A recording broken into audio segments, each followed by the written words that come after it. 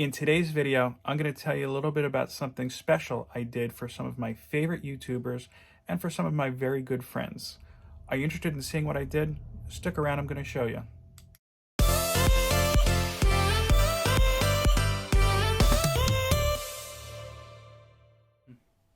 Hello to all my friends out there in YouTube land. It is your good buddy Philtastic Phil here, and I want to welcome you back to my channel. Just as I said in the introduction to this video, I recently created a whole bunch of AOKs. If you're unfamiliar with what that means act of kindness. And I sent them out to some of my very, very close friends and some of my newer YouTube friends I met throughout this past year, both virtually and in person. Yeah, can you believe this channel's almost a year old already? But before I get into exactly what I sent out, I'm going to show you how I came about the idea, how I created it, and really the entire process from inception to sketching to painting, in some cases to repainting, and to shipping. So stick around, and I'm going to go through a little bit of a tour here with you. So the very first step in this process is also the only thing I didn't record, and that was me just kind of sketching out ideas in a sketchbook. After that, I took a piece of tracing paper and traced the image, and then using the back of a number 2 pencil, just kind of did a rubbing. That way I can try to recreate the image on the actual piece of wood, just like you see here. I went over with the pencil just with a black marker, just so I could see the lines a little bit better. The next step was just going in and doing that first layer. As you'll see in a few moments, in some cases I had to do several layers. So I would basically start, stop, and then start another ornament just to kind of keep them going like it was spinning dishes or plates, I guess you could say.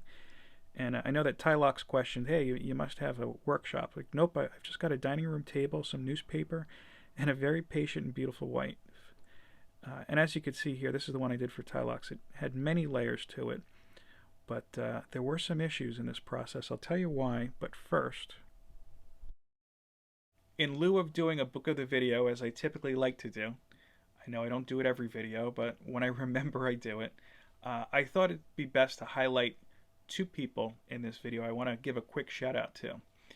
The first is an artist on Instagram who actually inspired me to do these AOKs, and I did receive her permission to do it. It's not like a copycat type of thing. I encourage you to look up Joey, and her Instagram is at jmchaseart. Again, that's at J's and Joey, M as in money. I don't know if that's really what M stands for, but I'm going to throw it out there. M as in money, Chase Art. You can also go to her website, chaseartwork.net, where you can not only peruse through her portfolio and take a look at some of the beautiful work she's done, but you can also order some. And that's a great way not only of showing an artist how much you appreciate their work, but encouraging them to do more work. Again, that's at jmchaseart and chaseartwork.net. Check it out. Another person I'd like to give a shout out to today is a dear friend of the channel whom I've mentioned before. That's Anthony Desiato from the Digging for Kryptonite podcast, and you also may know him from some of his other works, such as the My Comic Shop Country film, which I've recommended before. And if you haven't seen it, see it, and if you've seen it already, go see it again. I wanted to bring your attention to the fact that just today, as of the day I'm filming this, it was announced that Anthony won the Siegel and Schuster Award for one of his podcasts, Digging for Kryptonite, How Superman Inspired Me Special Edition. Anthony, if you don't know, is, honestly, I'm going to just call it, he is the biggest Superman fan, and I think he's the best aficionado on all things Superman. So much so, I really do believe that Jim Lee and the DC crew should be cutting this guy a check every single week. Anthony's take on Superman is not only thorough and interesting, but he speaks to it at such a scholarly level, and every time I listen to him, I learn something new. Episode I just listened to today was part 2 of his review of the 90s animated series. I didn't really watch it that much. I was a little bit older, I think, when it came out, but after hearing him and his guests talk about it, I was like, this is a totally different take on Jimmy Olsen. He gave me a whole new appreciation for the character I didn't have before. And I don't know because I have a lot to watch, but I may actually, check it out on HBO Max one night. I'm going to go ahead and put a link in the description of this video So you can easily look up some of Joey's artwork if you'd like to, and also to find out some more information about Anthony Desiato's work as well. I had initially intended on making 20 ornaments, but I only had 17 done, and if you look at this picture, you'll see why. While I was waiting for some of them to dry, I would hear a really loud pop, only to find that the wood was actually splitting. And I couldn't figure out why at first. Then I realized that the light in my kitchen that I was working directly under was giving off a lot of heat, so much so that if I had too much paint on an ornament and it dried too quickly, it just popped it in half. So the remainder of the ornaments I actually had to do kind of in the dark, I guess. I shut my main kitchen light off and was using a different light just so I could see something at least. Definitely was a challenge. Another challenge I ran into was that I started to realize that the limited space I had on these ornaments was very tough to do with my traditional brushes. I had to make things a little bit more cartoony, and I also had to cut my own brush down a little bit. I didn't want to go out and buy a new brush, but I needed it for little kind of tight spaces like this. You'll see all the finished products, of course, but this was an ornament I did for Vicky and Vinny brand of the Stress Factory.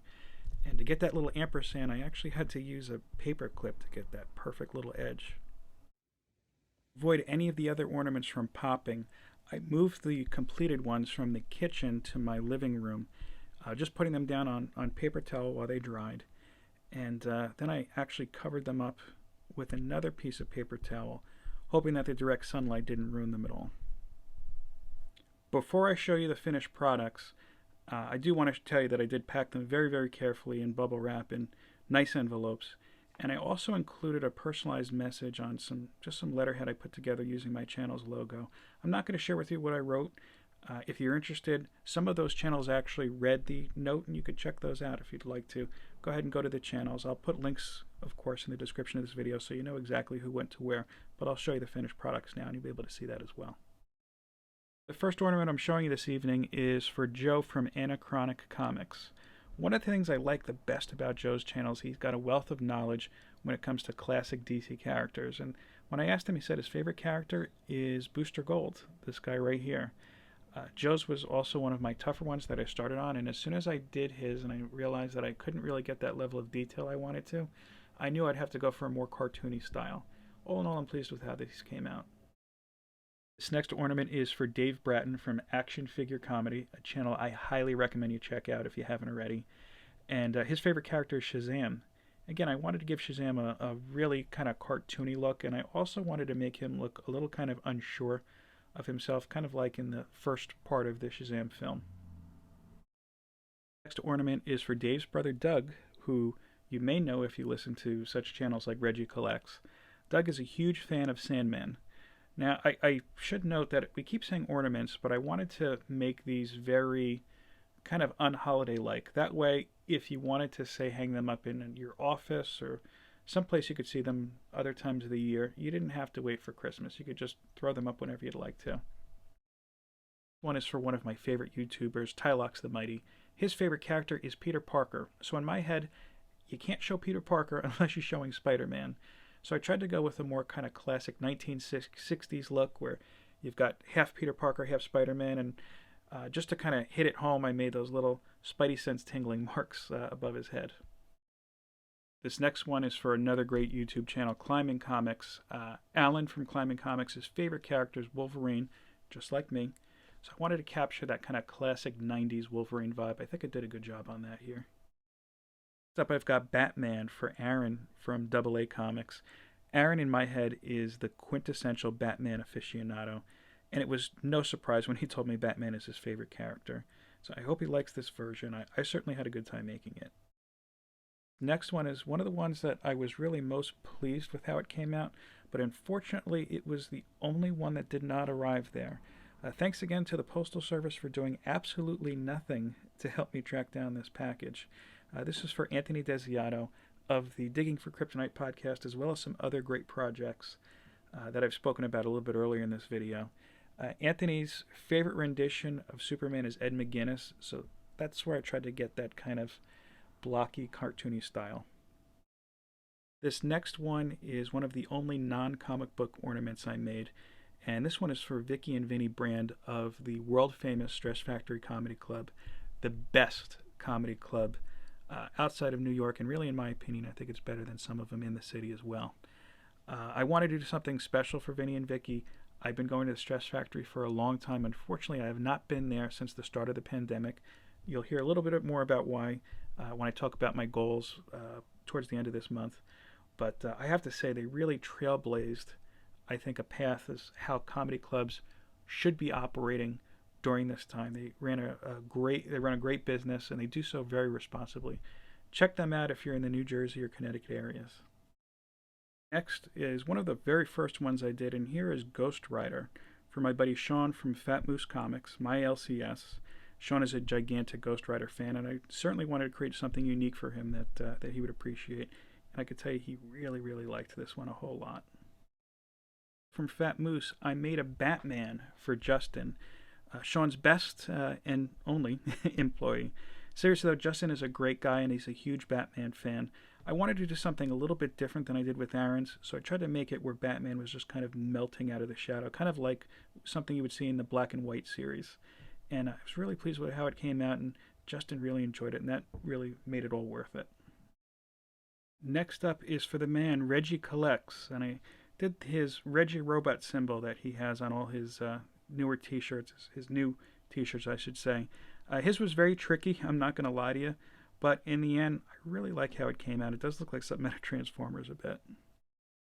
Next is for Super Honorable Nephew. If you remember Super Honorable Nephew, he was a gentleman I talked about a little bit very early on in my show before I even figured out how to do interviews, where unfortunately his storage unit was ransacked and he lost all or most of his collection. He's been slowly rebuilding, and if you know Super Honorable Nephew, you know that he has, I think, just about every single copy of Noctera, every variant that's been printed. So when it came time to do his, I knew I had to do something for Noctera. It was a little bit of a gamble because she is a lesser-known character, but the people who know, and even some of the people who don't know, thought this was really one of the more elegant-looking ones. One turned out the best, in my opinion. It was my favorite to work on. This is a classic Kirby-esque Silver Surfer for Elon, formerly of Fat Moose Comics. He's the original Fat Moose, now of Mighty Moose Comics in the Seattle area. Go ahead and say hi to Elon. I was pleasantly surprised when he told me Silver Surfer was his favorite, just because he tended to recommend more indie titles to me. Nevertheless, it was a pleasure working on this one, and I'm glad it went to a great guy like Elon. The ornament I'm showing today is for Matt Woods. If you know Matt, then you know he's a big fan of Conan the Barbarian and Spider-Man.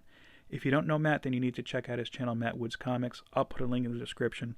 One of my favorite YouTubers. Check him out right away.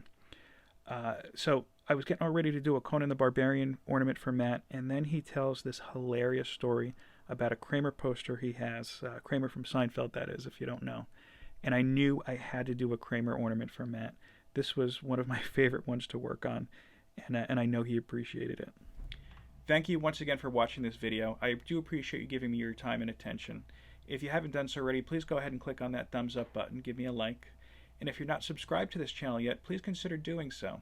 Once I hit 100 subscribers, we're going to do a giveaway. It could be comics, it could be art, it could be something else. Not sure yet, but once we do that, we'll discuss it. And I'm going to leave you like I always do. Peace, love, and comics. Take care.